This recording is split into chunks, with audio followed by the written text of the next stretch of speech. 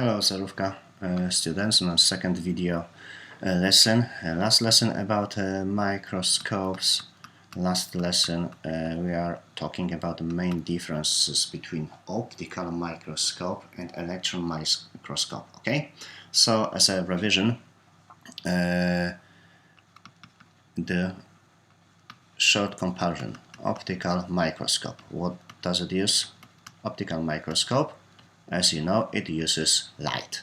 Okay, so we have light which illuminates our sample, and due to the reflection of light, due to the detection of observed light, we can see features of the sample. But you know that this image, the details or size of details, are limited to the wavelength of light used.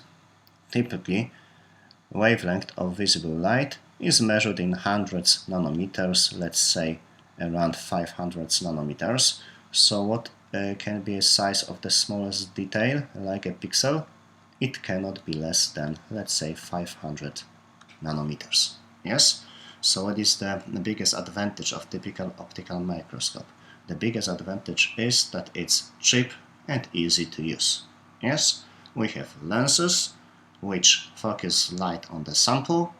We have a source of light. Light is reflected by the sample, and lenses which focus light on our eye.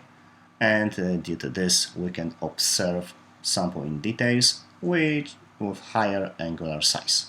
Okay, but remember, the details are limited in size to hundreds of nanometers due to the nature of light. We have to use typical light of typical wavelength, so details have a size of typical wavelength. Okay, and I was talking also about electron microscope, which uses not light but stream of electrons, and due to the theory called de Broglie theory, each moving particle can behave as a wave of wavelength which can be calculated. I presented the method, so next slide I will do a revision of the method. But you have to know that electrons, which are accelerated by potential difference of hundreds volts, have a wavelength of associated wave of size of 10 to the power of minus 10 of meters. What does it mean? It means that details which can be seen by this type of microscope have a size 10 to the power of minus 10 of meters. Remember, 500 nanometers is around 10 to the power of minus 7 of meters. In the case of electron, we have 10 to the power of minus 10 of meters, which means that the resolution is 1,000 times better. We can see details which are 1,000 times smaller. Okay, so it is the biggest advantage of such microscope. We have smaller details, so resolution of such microscope is much more better. What is this advantage? It's of course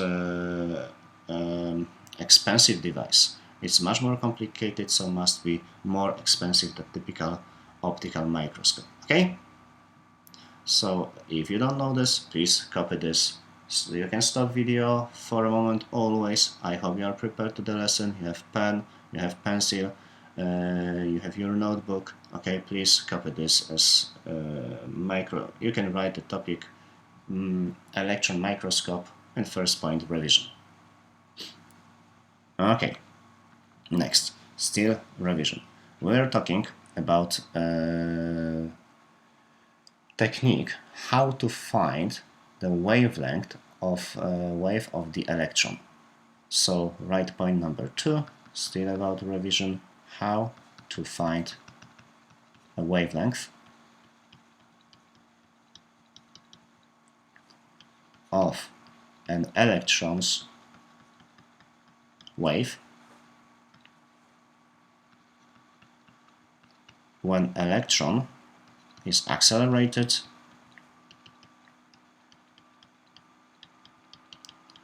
by potential difference, so voltage, potential difference is the same as voltage, by potential difference V. Okay, so I hope that you remember that you have to know few constants.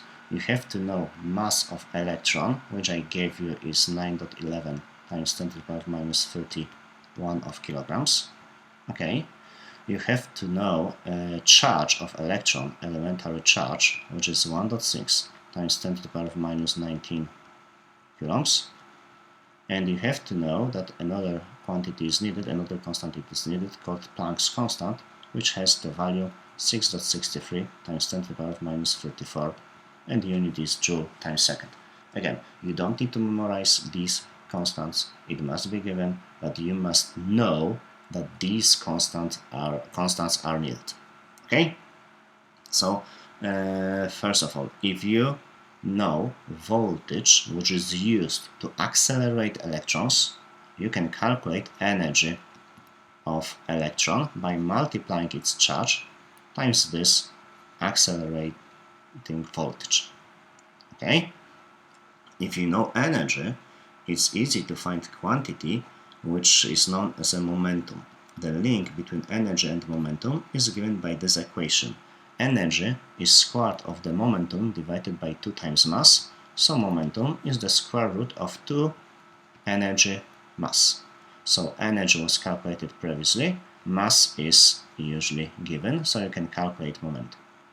And third equation, the last one, the Broglie equation, which links the world of waves with world of matter, says that wavelength of elementary particle which has momentum p can be calculated by using this equation, Planck's constant, which is given, divided by momentum, something you've calculated previously, in previous step. Okay, is it clear? So you must know this method, and let's do one example before we go forward. Okay? So copy this. When you will be ready, turn the video back. Okay, here I've copied our constants, and let's imagine that your task is to find wavelength. Wavelength has a symbol of lambda. Find wavelength of an electron accelerated by a potential difference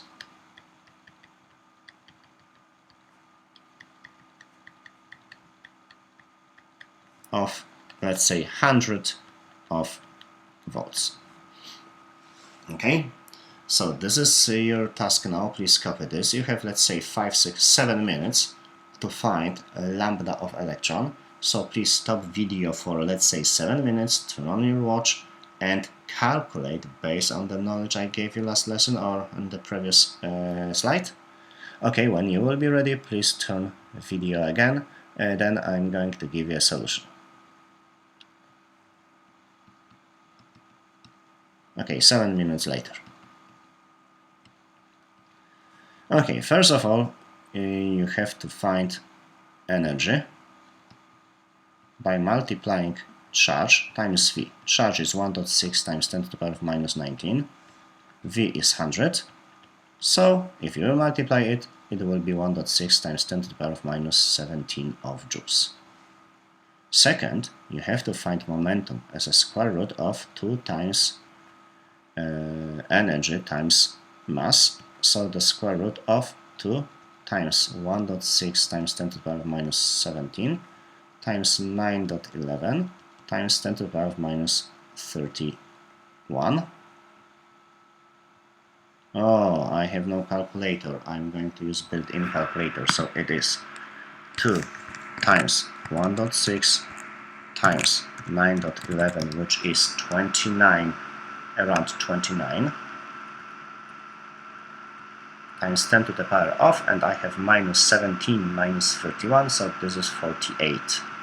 10 to the power of minus 48, and the square root of this. I hope this calculator has a root. No, this calculator has no root. So the root of 29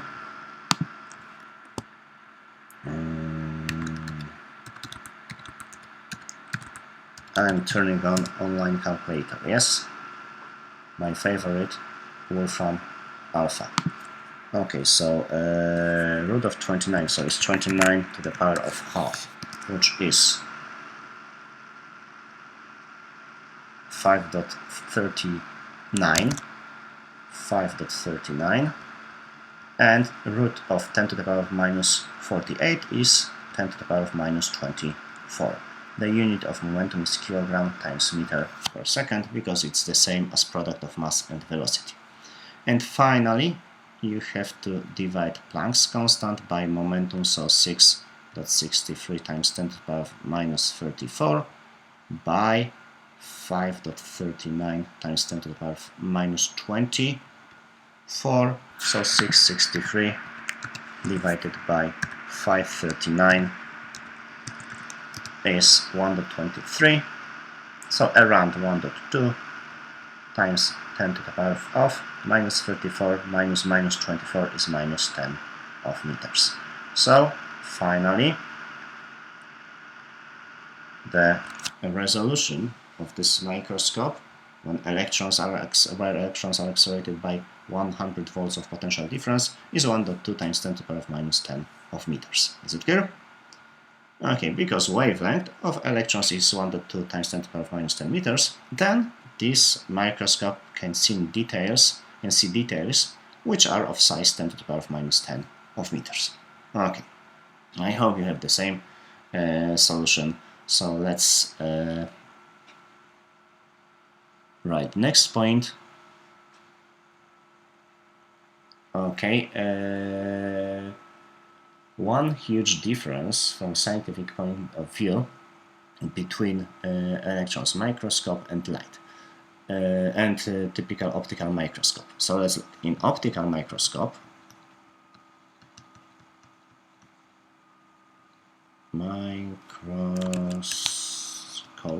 okay, what is needed to focus light? Typical optical microscope uses lenses.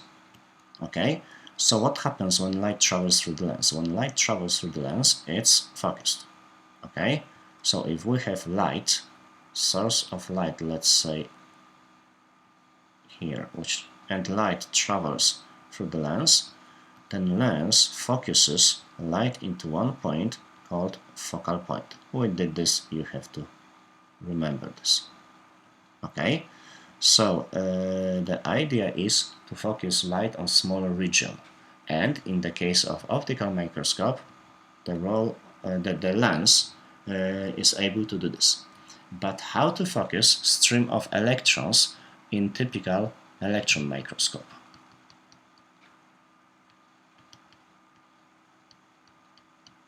Okay, in typical electron microscope, device which is able to change direction of motion of stream of electrons, so practically to focus it, let's look. Lens also changes direction of motion. In this case, we have electromagnets. Okay, so what is electromagnet? Electromagnet is a device which behaves as a magnet when current flows, and which behaves as typical non-magnetic material when current doesn't flow. So electromagnet is a magnet when current flows through it. And what is important? Important is that if you have moving charged particle like electron, and this charged particle moves in the region of magnetic field, then magnetic force acts on this moving particle, and particle changes direction of motion. Okay, so basically, if electron enters the magnetic field, then it can change direction of motion. So by using this technique, we can change the direction of motion of moving electron by magnetic field created by magnets. Okay, so electron can travel along any path we want to produce. Okay, so here please stop video for a moment, and on my channel find video which was recorded to G9. The name of this video is Magnetic Field Part 2 or Magnetic Effect. Okay, so this is something like an introduction to this, and then very useful is for G9 magnetic field and magnetic force on moving particle. Okay, it will be better. Sorry, don't need to see this one. Okay, not magnetic effect, because in second movie I repeat something which is presented in first movie. So, in the case of details, how the magnetic field changes direction of motion of charged particle like electron in typical electron microscope, please stop this video for a moment and watch this magnetic force on moving particle. Okay,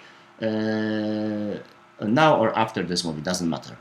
The details are in this movie. Yeah? Okay. And last part today, techniques. Okay. So electron microscope techniques.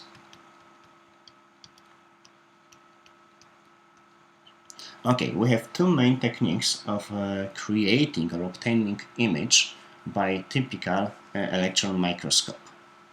Okay, first is TEM, which means transmission electron microscope.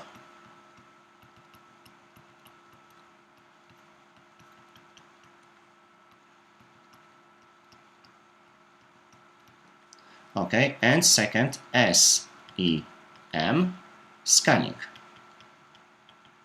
electron microscope.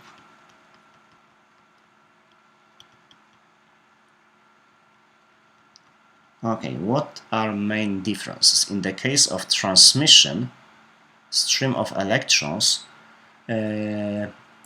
passes through the sample, which means that we can see inner structure of the sample. What is inside? Okay, because electrons are transmitted through the sample. In the case of scanning electrons microscope, the stream of electrons is reflected by the surface. Okay, so we can see only what happens on the surface, like in typical scanner. So again, in TEM transmission, electrons pass through the sample,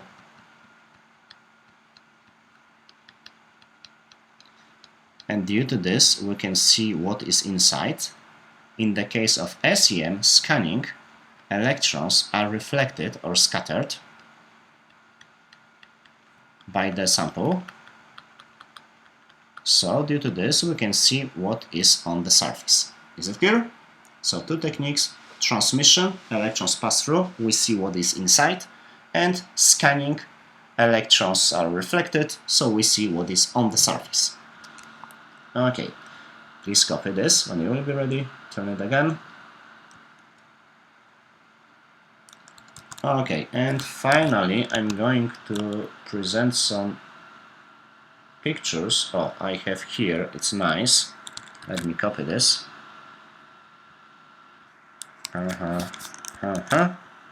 Okay, pictures which were taken by microscope, electron microscope. Okay, so let's look. Of course, you don't need to copy this, but electron microscope. Let's look. The first two columns present details with scale of 1 micrometer. Yeah, micrometer, this is the scale here, 10 to the power of minus 6. Okay, taken by scanning microscope. So this and this. So what is on the surface? You see, you have very detailed images of surface structure. Okay, and the last column presents a TEM transmission technique, which is inside. So this microscope can penetrate matter deeper, and this is something which is under the surface. Okay, so again, in scanning microscope on the surface, we see details on the surface. In transmission microscope, we see details inside. A sample is penetrated by stream of electrons. Okay? Now, I hope you like this lesson. Any comments, write me by email, mobigemnik, or write on YouTube. Thank you for watching and see you next week on our next lesson. Bye!